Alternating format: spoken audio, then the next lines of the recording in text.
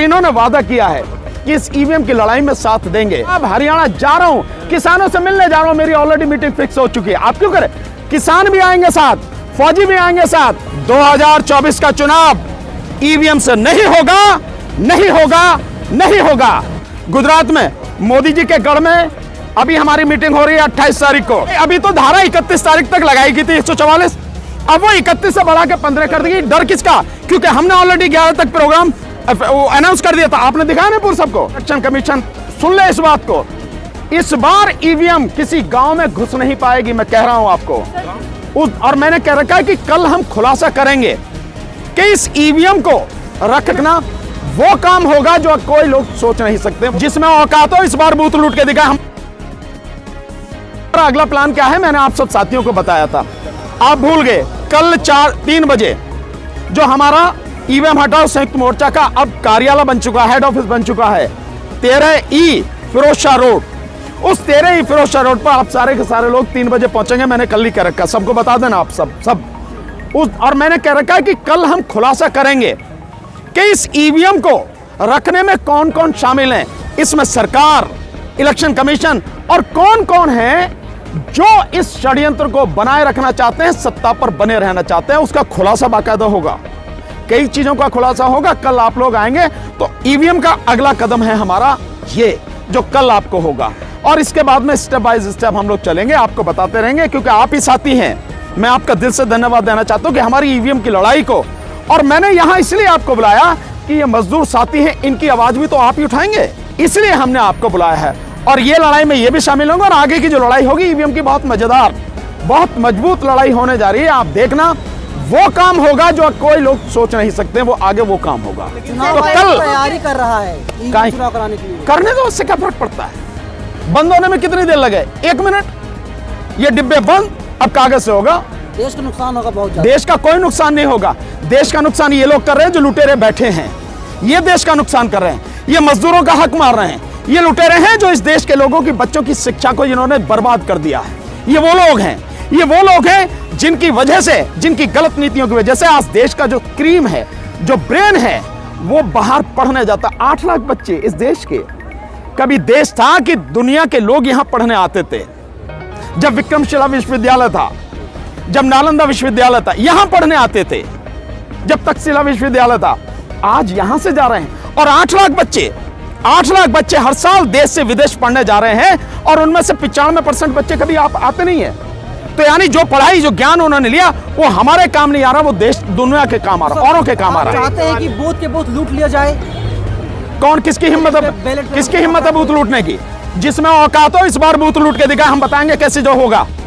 ये बूथ लूटने का केवल और केवल एक माहौल बनाने की कोशिश है ताकि ईवीएम से चुनाव हो। सर एक सवाल है, एक मिनट, उस समय जब होते तो वो पुराना जमाना था। आप कितने बूथ लूट लेंगे? मैं अभी आज भी मान लेता हूं 2, 4, 10, 20, 50, 100, 10,000, 20,000। यहां तो पूरा का पूरा इलेक्शन, यानी 10 लाख से ज्यादा बूथ हैं, वो पूरे के पूरे लूट लिए जाते हैं। सरकार घर में अटके जाए, ईवीएम में गड़बड़ी करके बना ली जाती है। आप चाहते हैं कि ये होता रहे? ये वो 10-20, और मैं दावे के साथ कह रहा हूं, अगर जनता खड़ी होगी, एक भी बूथ कैप्चर नहीं हो सकता, एक भी बूथ लूटा नहीं जा सकता। सर सवाल ये है, आप लोग ईवीएम पे लगातार आवाज उठा रहे हैं यूट्यूब। यार ये राहुल गांधी से पूछो ना, राहुल गांधी के खिलाफ FIR, हम तो मुकदमा लड़ेंगे उसका फ्री में। तो दबाया जा रहा है सर, काहे का? विपक्ष के खिलाफ FIR। अबे तो काहे को विपक्ष जा रहा है? विपक्ष को ईवीएम की लड़ाई लड़नी चाहिए, वो यात्रा में लगा है। अगर ईवीएम हट गई तो किसी यात्रा की जरूरत नहीं है, पब्लिक वैसे ही जिता देगी। और मैंने कल कहा था, आप यात्रा कर लो, कुछ भी कर लो, अगर ईवीएम रहेगी तो आप जीत नहीं पाओगे। जनता तो हर बार आपको वोट दे रही है। जनता ने कहां वोट नहीं दी आपको वोट दे रही है। बात यह है कि आप अपनी वोट को उसकी रक्षा ही नहीं कर पा रहे। सो न्याय यात्रा से कुछ नहीं होगा, भारत जोड़ो यात्रा से कुछ नहीं होगा। जो लोग जुड़े हुए हैं, असली यात्रा है इस ईवीएम को लेकर यात्रा निकलो, तब तो बात बनेगी। और जब तक ईवीएम रहेगी, पूरा देश भी वोट दे देगा तो भी नहीं जीत पाओगे। और ईवीएम हट गई, दावे के साथ कह रहा हूं, मोदी सरकार 40 से ज्यादा सीटें ले नहीं पाएगी लोकसभा में 543 में से।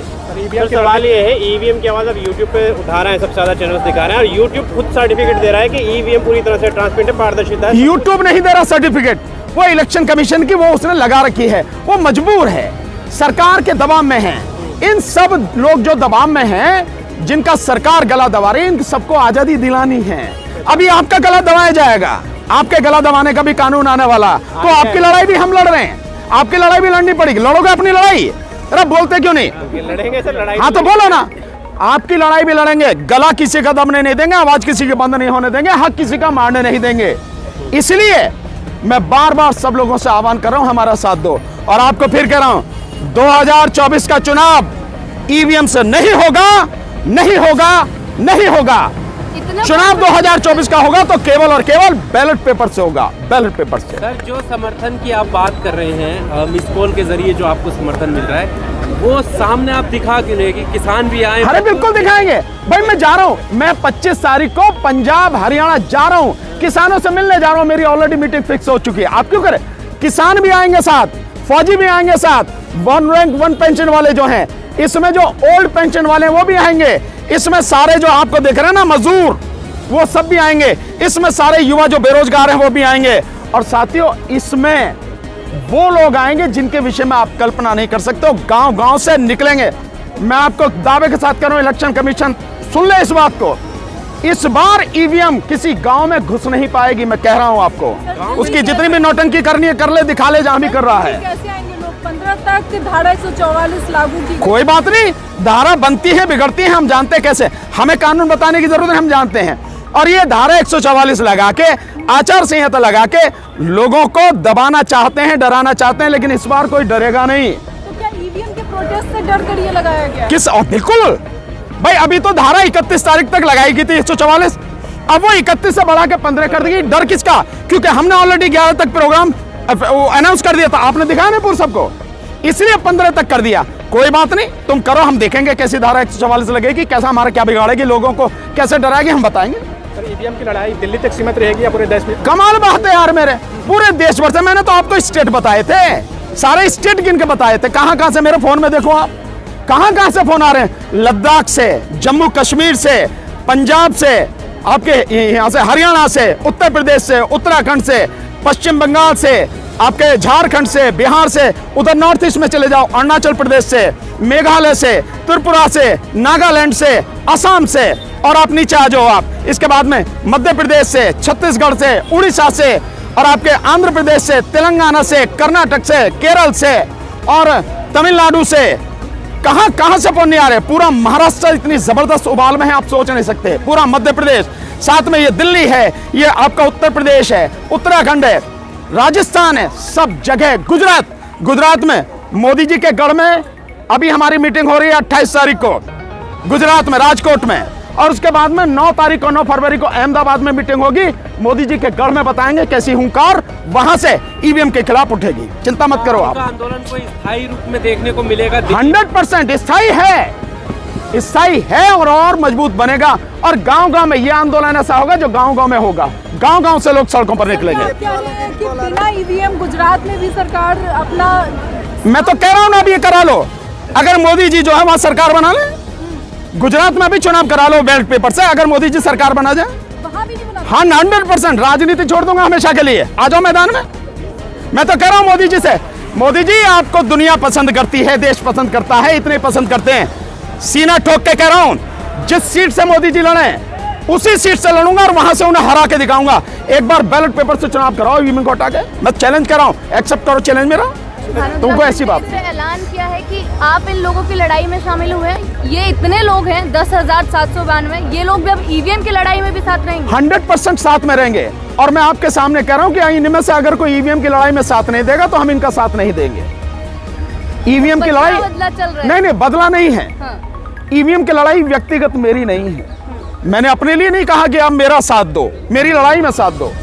ईवीएम की लड़ाई इनकी भी लड़ाई है, वोट इनका भी लूटा जाता है, वोट इनका भी चोरी किया जाता है, इनके वोट पे भी डाका है। तो इनकी वोट ये जिस पार्टी को, जिस कैंडिडेट को देना चाहते हैं उसी को जाए, और वोट देते समय इन्हें मालूम हो कि ये किसको वोट दे रहे हैं, वो बिल्कुल शीशे की तरह साफ होना चाहिए। और वो केवल और केवल बैलेट पेपर से हो सकता है, ईवीएम से नहीं हो सकता। यही बात हमने इनको समझाई है। तो वो लड़ाई ईवीएम की केवल मेरी नहीं, हम सबकी लड़ाई है। और इन्होंने वादा किया है कि इस ईवीएम की लड़ाई में साथ देंगे।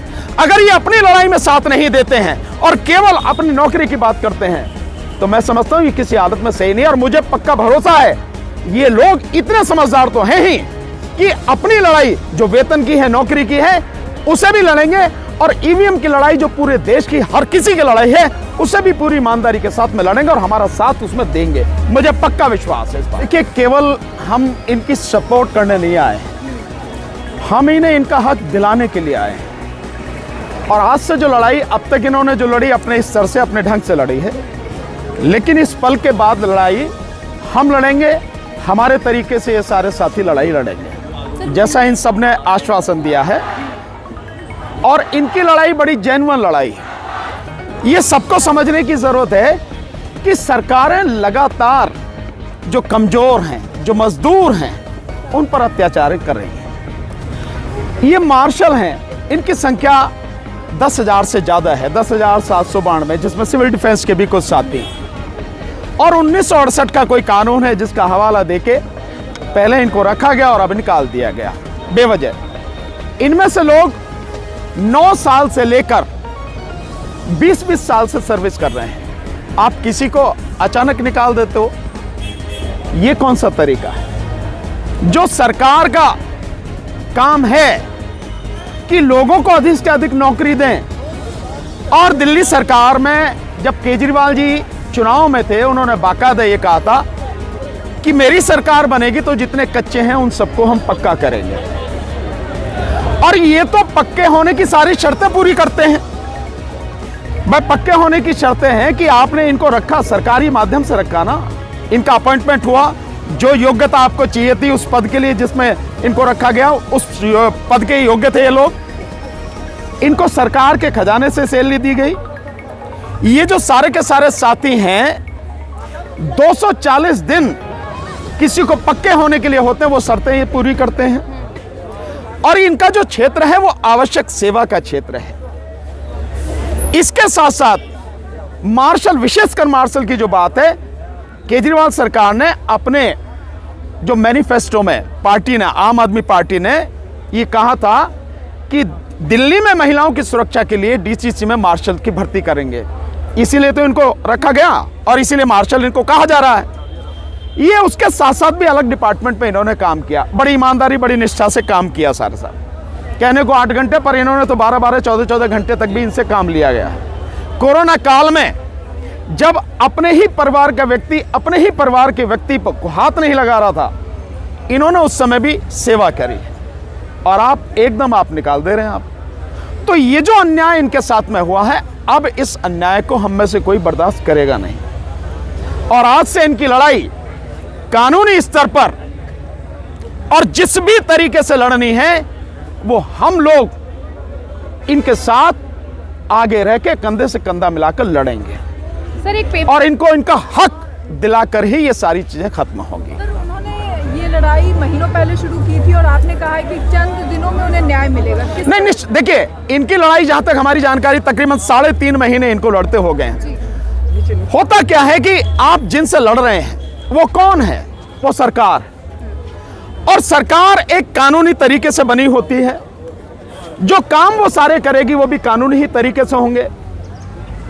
मजदूर अधिकतर क्या होता है कि उसको कानून की बहुत जो पेचीदगियां होती है उसकी जानकारी नहीं होती है। जैसे यहाँ इन साथियों को नहीं मालूम कि ये 9-9 साल सर्विस करके आए, तो इन सारे साथियों को पीएफ मिलना चाहिए था, प्रोविडेंट फंड जो होता है इनका, इनको नहीं पता, नहीं मिला। इनको ये नहीं पता, इसीलिए मैंने संविधान की बात कही थी कि आप सारे लोग अनुच्छेद 1 से लेके अनुच्छेद 51 तक पढ़ो आप, क्योंकि जिस दिन ये पढ़ेंगे तो मैं नहीं कहूंगा, ये कहने लगेंगे समान काम का समान वेतन। ये जो काम कर रहे हैं, ऐसा ही काम अगर कोई और कर रहा है सरकार में, और स्वाभाविक है मार्शल हैं तो जस्ट लाइक फोर्स का काम कर रहे हैं, पुलिस का काम कर रहे हैं, तो पुलिस के एक साथी को जो तनख्वाह मिलती है उस तनख्वाह के ये हकदार हैं। पुलिस के एक साथी को जो सुविधाएं मिल रही हैं उसके ये हकदार हैं। यानी जो काम सरकारी में परमानेंट लोग कर रहे हैं, नियमित वाले कर रहे हैं, ये उन सब के हकदार हैं। पर इन साथियों को बहुत सी चीजें नहीं पता, एक बात। दूसरी बात, लड़ाई कहां लड़ी जानी चाहिए, किस तरह से लड़ी जानी चाहिए, किस प्लेटफॉर्म पर लड़ी जानी चाहिए, कैसे लड़ी जानी चाहिए, वो बहुत सी चीजें हैं जिसकी जानकारी नहीं है। होती नहीं है, ऐसी कोई बात नहीं है, होती भी नहीं है। तो हम वो सारी चीजें, हमारी पूरी टीम इसको जानती है, इसलिए इन सारे साथियों को इनका हक मिले, ये और इनका परिवार अच्छी तरह से जीवन जिए, खुशहाल हों, इनके बच्चे आगे बढ़ें, इससे बेहतर हमारे लिए कुछ नहीं हो सकता, इनके लिए भी जो है। तो हम इसलिए इनकी लड़ाई पूरी ताकत से, पूरी मजबूती के साथ में लड़ेंगे और हमें विश्वास है इनको इनका हक मिलेगा।